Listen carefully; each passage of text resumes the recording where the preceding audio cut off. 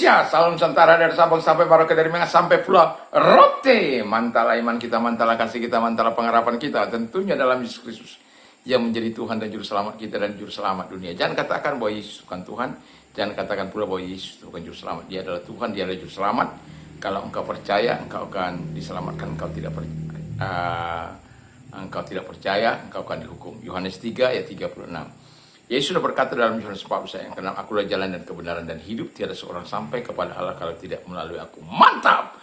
Dan juga Alkitab mengatakan dalam Kisah Rasul 16 ayat 31, percayalah kepada Tuhan Yesus Kristus, maka engkau akan diselamatkan, engkau dan seisi rumahmu. Dan Petrus mengatakan dalam Kisah 4 ayat 12, dan keselamatan tidak dalam dan keselamatan tidak dalam siapapun juga selain dalam Dia Yesus Kristus, karena di bawah kolong langit ini tidak ada nama lain yang diberikan kepada manusia yang olehnya kita diselamatkan. Puji nama Tuhan. Sebelum kita berdoa, doa dan harapan saya, kekuatan Tuhan, kekuatan firman, kekuatan Roh Kudus, kekuatan doa akan terus menyertai kehidupan kita. Mantap! Sebelum kita mendengarkan firman Allah, kita berdoa. Terima kasih Tuhan. Biarlah kami orang yang benar-benar berkenan memilih yang terbaik di hadapan Tuhan. Dalam nama Yesus, haleluya. Amin. Saya akan membacakan Lukas 10 ayat 42, tetapi hanya satu yang perlu, Maria telah memilih bagian yang terbaik yang tidak akan diambil daripadanya. Coba saya bacakan ayat 40-nya. Sebenarnya pembacaan 38 sampai 42. Sedang Marta sibuk sekali melayani. Ia mendekati Yesus dan berkata, Tuhan, tidakkah engkau peduli bahwa saudaraku membiarkan aku melayani seorang diri? Sudah dia membantu aku. Tapi Tuhan menjawab, Marta, Marta, engkau khawatir dan menyusahkan dirimu dengan banyak perkara. Haleluya. Tema kita adalah sindrom Marta syndrome. Jadi ini sesuatu yang harus kita hindari ya dalam kehidupan kita sebagai orang-orang yang percaya, bagaimana jemaat di Efesus yang begitu giat, yang begitu luar biasa. Aku tahu pekerjaanmu, aku tahu jeripayahmu, aku tahu ketekunanmu, aku tahu engkau tidak dapat sabar terhadap yang jahat, aku tahu semua. Sangat lengkap, sangat sempurna, sangat luar biasa. Ya, seperti Marta ini. Ya. Dia bilang sama Yesus, Yesus, ya tolonglah bilangin sama dia, itu adikku itu, nggak benar. Asa aku dibiarkan sendirian. Gimana itu? Ya, Yesus tolonglah. Tapi Yesus bilang, Marta, Marta, engkau banyak menyibukkan dirimu dengan segala keadaanmu, dengan segala perkara pelayanan yang terbaik yang sudah diambil oleh Maria, di mana dia memberi kesempatan untuk dia duduk mendengarkan Tuhan di bawah kaki Tuhan. Ini. Tadi saya katakan Marta syndrome itu adalah yang mau saya katakan, ada bahaya-bahaya yang kalau kita terlalu sibuk dalam kehidupan ini. Dan itu sebabnya saya memberikan judul Marta syndrome. Ya, jangan sampai kita kena gejala ini. Jangan kita kena masalah Marta syndrome ini. Ya, dia bekerja tapi bersungut-sungut juga. Dia melakukan tapi bersungut-sungut juga. Nah, mengapa? Ciri-ciri orang yang Marta syndrome itu, pertama adalah dia punya doktrin yang benar. Jadi dia tahu bahwa melayani itu bagus. Dia tahu bahwa bekerja dalam melayani Tuhan itu bagus. Tetapi hatinya sudah dingin. Jadi dia tahu ajaran yang benar, doktrin yang benar, tapi hatinya dingin. Nah, karena yang utama tidak diutamakan, yang tidak utama diutamakan. Walaupun dia tahu bahwa melayani Yesus itu bagus. Tapi kalau melayani Yesus dengan hati yang dingin, nah ini seperti Marta. Dia melayani Yesus, tapi tidak lagi dengan sungguh-sungguh, karena dia sudah bersungut-sungut. Hatinya sudah dingin. Tidak lagi mengutamakan Yesus. Tapi Maria mengutamakan Yesus. Duduk diam di bawah kaki Tuhan, mendengarkan pengajaran Tuhan,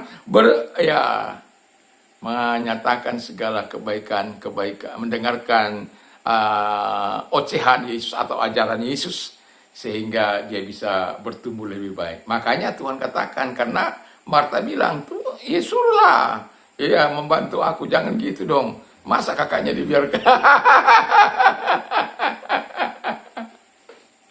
Ya kan banyak kali begitu kan, dia kerja tapi dia bersungut-sungut, ya. Dia bekerja, udah kerja, sempat melampiaskan hal-hal yang untuk adiknya atau saudaranya yang lain, karena dia merasa sudah kerja dan dia bisa bertindak semaunya. Seharusnya kita jangan sampai Marta syndrome. Kita sibuk, kalau kita mau sibuk, sibuklah untuk sesuatu yang bermanfaat. Kalau kita melakukan pelayanan, Yesus tidak melarang Anda melayani. Yesus tidak. Tapi jangan sampai kamu melayani Yesus hatimu dingin. Hatimu tidak lagi penuh dengan kasih seperti jemaat mula-mula. Nanti sore saya, setelah beberapa waktu kita tidak bisa bertemu pagi sore, mulai saat ini kita mungkin akan bisa, karena yang sudah selesai pelatihan, walaupun dia ikut magang, tapi dia mungkin akan bisa membantu saya kembali di pagi dan sore. Ya. Kiranya Tuhan Yesus memberkati kita. Saya sudah kangen sekali pagi dan sore itu. Jadi jangan sampai Marta syndrome. Tahu pengajaran yang benar, tapi hatinya dingin. Kalau kita tahu pengajaran yang benar, hati kita harusnya hangat. Seperti Maria, tahu yang terbaik. Yang kedua adalah pelayanan jalan, sukacita hilang. Ya seperti Marta ini. Sore itu adik saya itu nolong apa saya. Masa dibiarkannya aku sendiri melayani Tuhan? Dia enak-enak aja tinggal duduk. Jangan gitu dong ya. Ya, kadang-kala manusia itu seperti itu. Pelayanan. Tapi kehilangan sukacita dari Tuhan. Kehilangan kebahagiaan dari Tuhan. Yang ada sungut-sungut, yang ada sumpah serapah, yang ada ketidaknyamanan, yang ada ketidaktenangan, yang ada kemarahan. Karena apa? Dia tidak ditolong. Ya, boleh sibuk, boleh, tapi jangan sampai melupakan yang terutama. Makanya Yesus katakan, ya, jangan gitulah Marta, ya. Kau terlalu menyibukkan diri dengan apa yang ada. Kerajaan Allah bukan soal makan dan minum, tetapi soal kebenaran, damai sejahtera, dan sukacita dalam Roh Kudus. Itu yang benar. Tapi Marta mau melayani Yesus, tapi hatinya hilang sukacita. Kalau mau melayani Tuhan, penuhlah dengan sukacita. Itu berarti Anda betul-betul melakukan yang terbaik. Itu. Tapi Marta ini, dia sibuk, dia melayani Tuhan, tapi kehilangan sukacita, kehilangan kebahagiaan, justru memarahi adiknya. Sementara Yesus bilang adiknya sudah mengambil yang terbaik. Ya, kalau engkau sibuk, ingat, jangan sampai kehilangan sukacitamu. Kalau engkau sampai sibuk dan kehilangan sukacitamu, maka itu pertanda engkau tidak menjalankan tugasmu dengan kasih. Jangan seperti jemaat di mula-mula. Tapi nanti saya akan nanti sore akan saya bagaimana jemaat jemaat Efesus itu bisa kembali kepada Tuhan hanya dengan 3 R. Remember, repent, dan regret. Mengingat, bertobat, dan melakukan kembali atau mengulangi kembali apa yang sudah pernah dilakukan. Nah, itu singkatnya. Nah, Marta Marta ini tidak seperti itu. Marta marah. Marta tidak senang. Jangan Marta sindrom. Yang ketiga, ciri yang ketiga adalah rajin ke gereja tapi jauh dari Tuhan. Wah, ini bahaya ini. Kalau dalam Matius 15 ayat yang ke 7 dan 8 itu dikatakan di situ, hai orang munafik, benarlah nubuat Yesaya tentang kamu. Bangsa ini muliakan aku dengan bibirnya, padahal hatinya jauh daripadaku. Percuma mereka beribadah kepadaku, sedangkan ajaran yang mereka ajarkan ialah perintah manusia. Jadi rajin ke gereja, tapi hatinya jauh daripada Tuhan. Nah, ini berbahaya ini ya. Ini Marta sindrom ini. Oh, kelihatan rajin, ya memuliakan Tuhan, kelihatan begitu luar biasa. Tapi sebenarnya hatinya sudah jauh dari Tuhan. Karena apa? Tidak ada lagi persekutuan yang benar-benar dibangun atas kesadaran dari hati yang paling dalam, dari nurani yang paling dalam. Makanya sering saya katakan, bangun pagi-pagi, datang kepada Tuhan, sebelum engkau datang kepada Tuhan bersama dengan keluargamu atau bersama dengan teman-temanmu. Tapi engkau secara pribadi atau kita secara pribadi harus datang kepada Tuhan lebih awal. Saya, sebelum saudara kita berbunyi, saya sudah berbunyi dulu kepada Tuhan. Karena apa? Saya sadar kekurangan saya sadar keberadaan saya sadar saya butuh Dia. Itu sebabnya saya datang kepada Dia. Karena kesadaran itulah saya terus mau bertumbuh dalam Dia. Saya sadar keterbatasan saya sebagai manusia. Tapi Tuhan kan tidak terbatas. Dan itu sebabnya saya datang kepada Dia. Dan yang mau saya katakan kepada kita adalah bahwa Marta sindrom ini harus kita hindari dari hidup kita.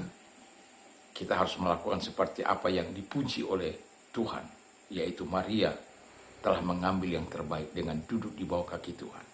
Pertanyaan saya, masihkah kita rindu untuk datang kepada Tuhan hanya karena sekedar, atau hanya karena beban, atau karena kerinduan kita kepada Tuhan, atau kita datang kepada Tuhan karena kasih yang sungguh-sungguh, atau karena bukan?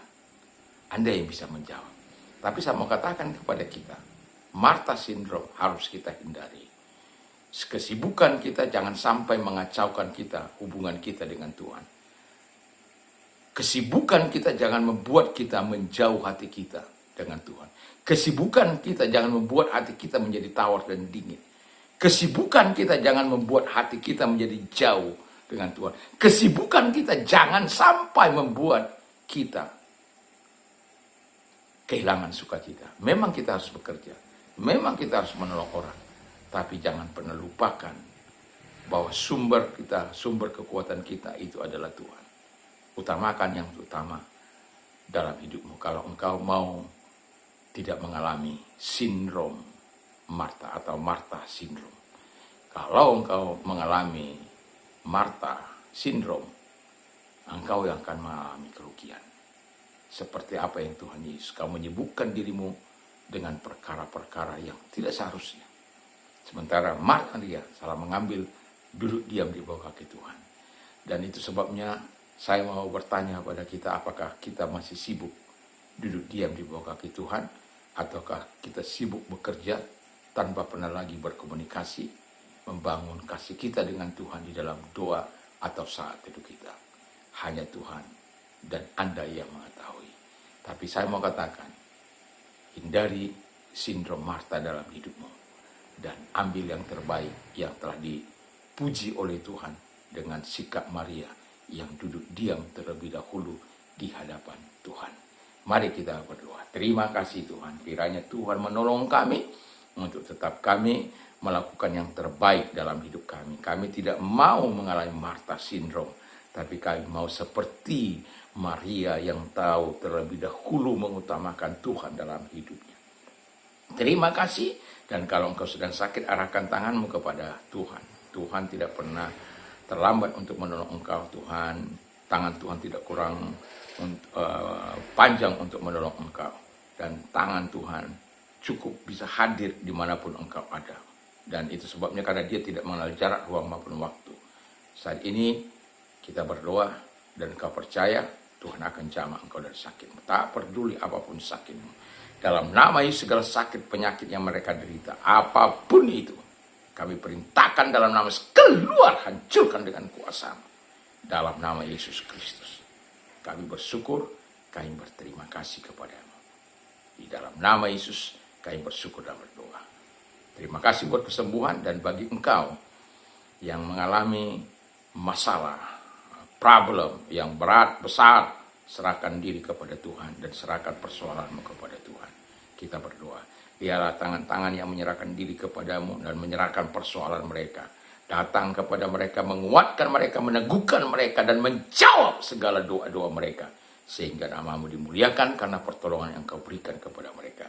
Terima kasih, dalam nama Yesus kami bersyukur dan kami berdoa. Haleluya. Amin. Selamat pagi, selamat kita beraktivitas. Tentunya di dalam Tuhan Yesus Kristus. Kiranya Tuhan terus menolong kita dalam aktivitas kita, supaya kita tetap memuliakan Tuhan. Tuhan Yesus memberkati. Mantap, mantap, mantap.